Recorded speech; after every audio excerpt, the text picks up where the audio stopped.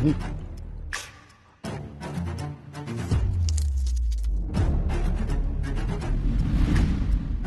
I'm Carol, and I'm a storyteller with a miniature twist.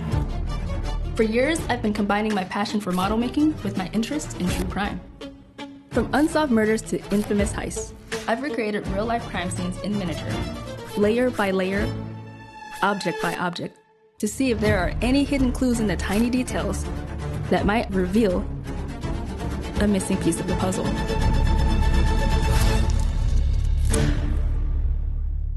Welcome to Crafting Crime. Today, you and I are going to recreate a scene from one of the most infamous unsolved murders in American history, the Lizzie Borden house.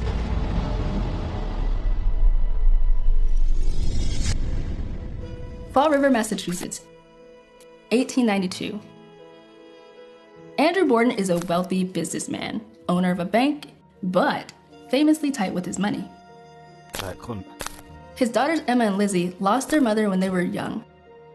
Andrew remarried Abby, a stepmother they never truly accepted and still called Mrs. Borden. Andrew helped Abby's family financially, which reportedly frustrated his daughters. Imagine your father helping his new in-laws while denying you certain comforts. A kind of thing that could easily create resentment, envy, and a strained household dynamic.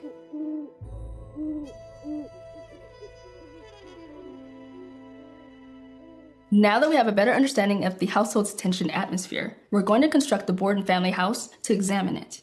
But before we get started, let's take a moment to set you up.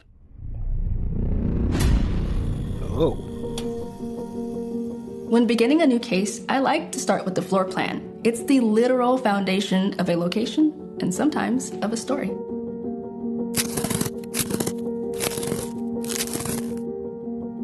Researching the design and layout of the home was tricky because I had very limited visual references of the house at the time of the murder.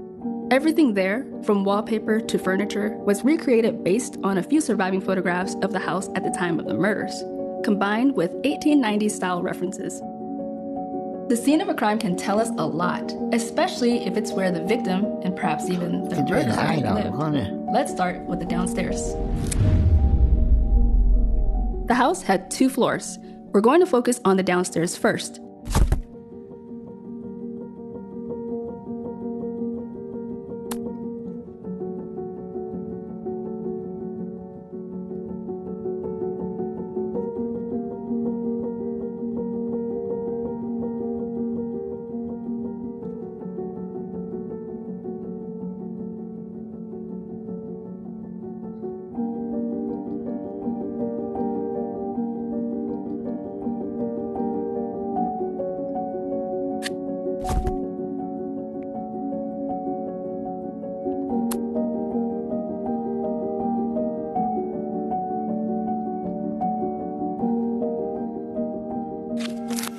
This front entry was guests' first impression of the house. It seems like Andrew, Lizzie's father, wasn't a popular man in Fall River. In fact, on the morning of the murder, one of his workers came by with a dispute over pay.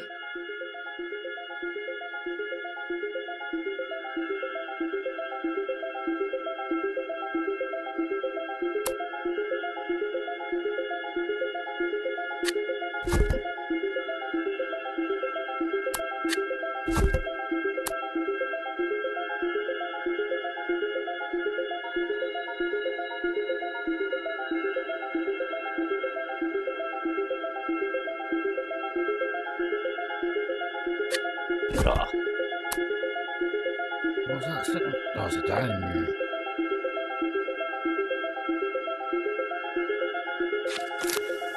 The dining room. The 2 daughters rarely ate with their father and stepmother.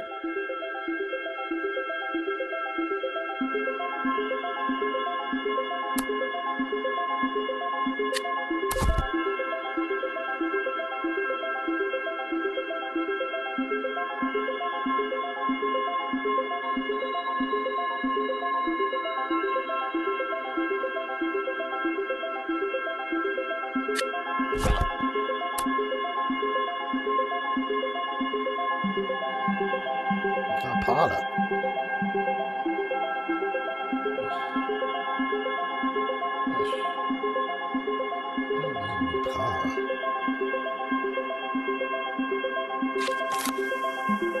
The parlor. In wealthy homes in 1892, the parlor would have been carefully arranged and reserved for receiving visitors, reflecting the family's social standing.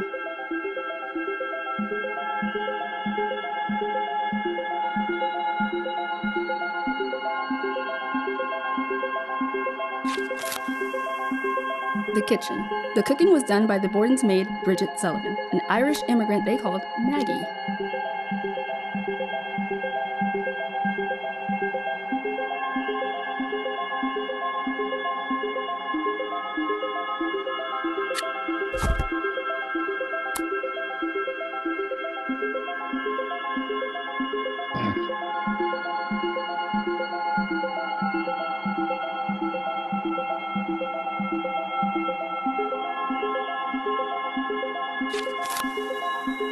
The pantry for storing food. A few days before the murders, the whole household had been violently ill. Andrew was so unpopular in Fall River that his wife Abby had feared poison.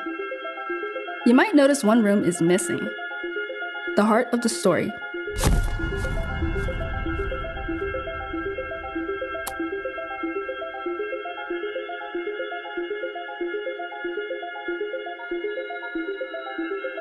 The sitting room. This is where the first body was found. It's hard to picture it with just a blank space, right? Let's furnish it.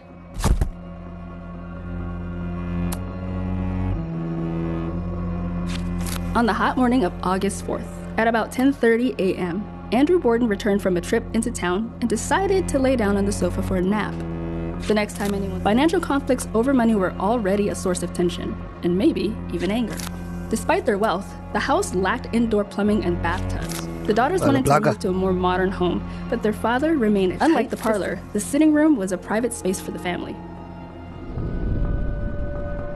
Time to paint in the blood, a gruesome but crucial part of scene reconstruction, as it tells us a lot about the crime.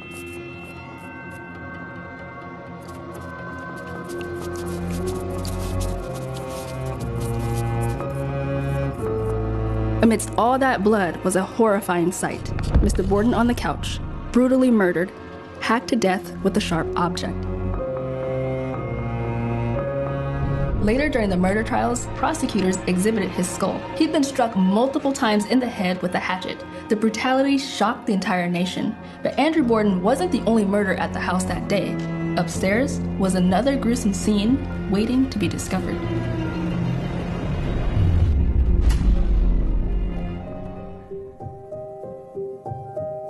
Upstairs was a little bit more complicated.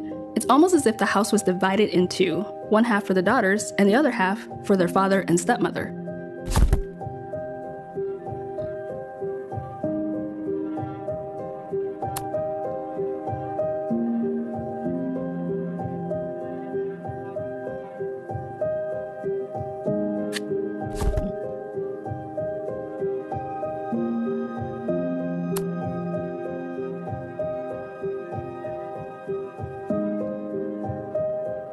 This staircase led to the daughters' rooms, the guest room, and a closet.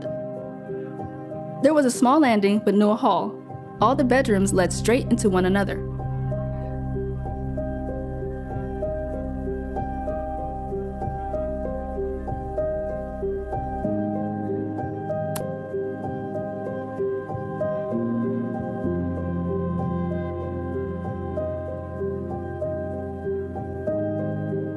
Lizzie's father and stepmother lived at the back of the house, with a separate staircase that led straight to their room from a side door.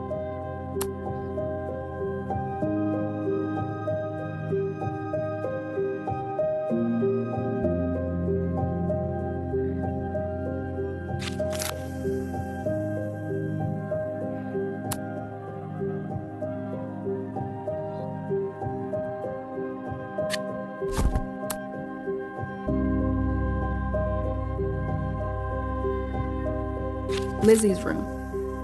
Despite the family's wealth, these bedrooms were small. Living this close with tension already high, it wouldn't be hard for resentment to build, or to turn into something worse. Emma's room. On the day of the murder, Lizzie's older sister Emma was away on a trip.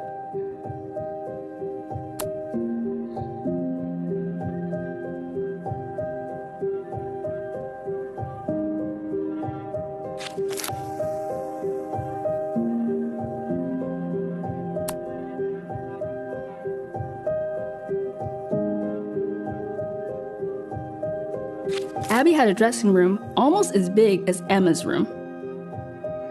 That empty space you see now, that's the guest room. What happened there? After finding the first body downstairs, one of the witnessing neighbors ventured upstairs, and to their shock, another body was lying on the floor of the guest room. First, let's furnish the room. Lizzie's maternal uncle John was visiting at the time and was staying in the guest room. Abby had probably come upstairs to make the bed for him.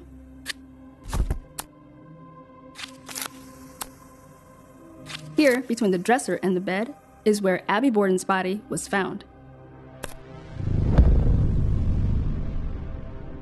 She was struck up to about 18 times in the back of the head with a hatchet. Yeah, overkill. The model is nearly finished. Now just the roof and the attic. That's where Maggie, the maid, lived.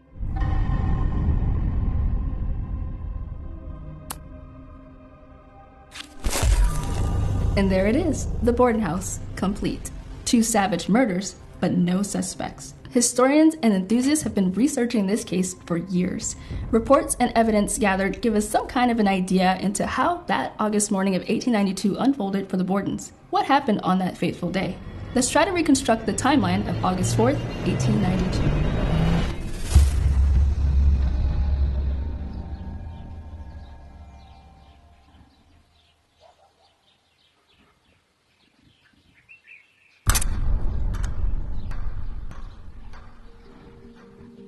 August 4th began routinely. It was a sweltering day. The maid likely woke up early to start her chores. Andrew, Abby Borden, and their visitor, Uncle John, likely eat breakfast together in the dining room. Nothing out of the ordinary so far.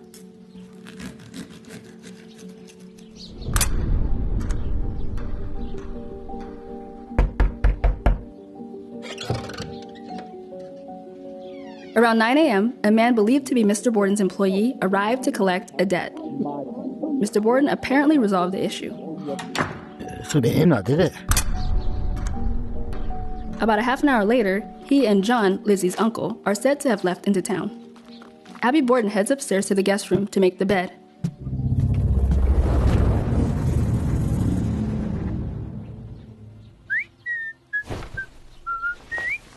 We believe that's when she struck 18 or 19 times in the back of the head with a hatchet.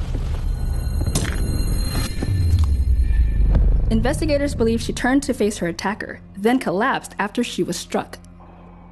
She falls face down on the floor and lies there, undiscovered for over an hour.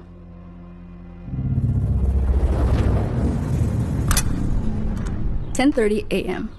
Mr. Borden returned home and found the side door locked. He then went around to the front entrance, where he also struggled with the lock, eventually having to bang on the door.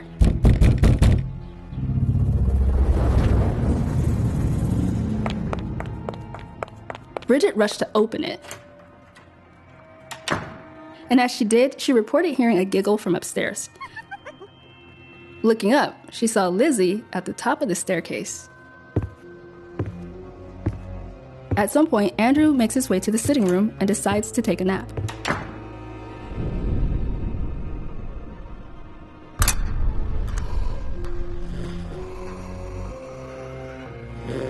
Lizzie claimed to have been outside for about 15 minutes when a loud noise from the house startled her. She went back inside and was met with a horrifying sight.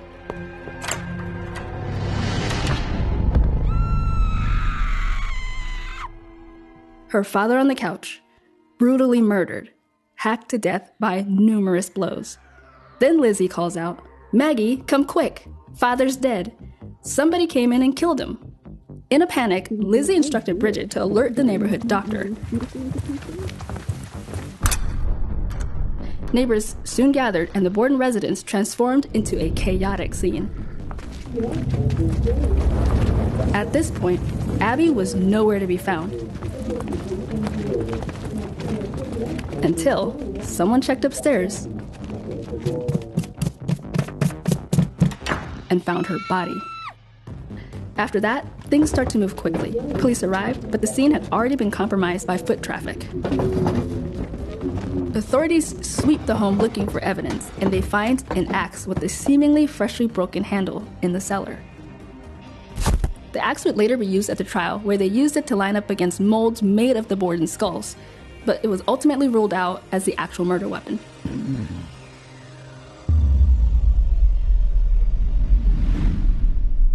Fall River wants answers, and soon the case becomes a national sensation. Lizzie gives conflicting testimonies. First she said she was in the barn, then she was just out back, and Maggie claims she was napping upstairs and heard nothing. Before long, Lizzie would become a suspect. Shortly after that, she was caught cutting up a dress she claimed had paint on it and was planning to burn. Suspicious because old clothes back then would have been repurposed for cleaning rags. A week later, Lizzie is arrested, accused of the double murder of her father and stepmother. The trial begins almost a year later, and it's a media circus, but the prosecution struggles. No weapon, no witnesses, no blood-stained clothes. At the time, many doubted a woman could commit such violence. On June 20th, 1893, after just 90 minutes, the jury returns its verdict: not guilty. As the woman many still believe got away with murder. To this day, the Borden murders remain one of the most well-known unsolved crimes in American history.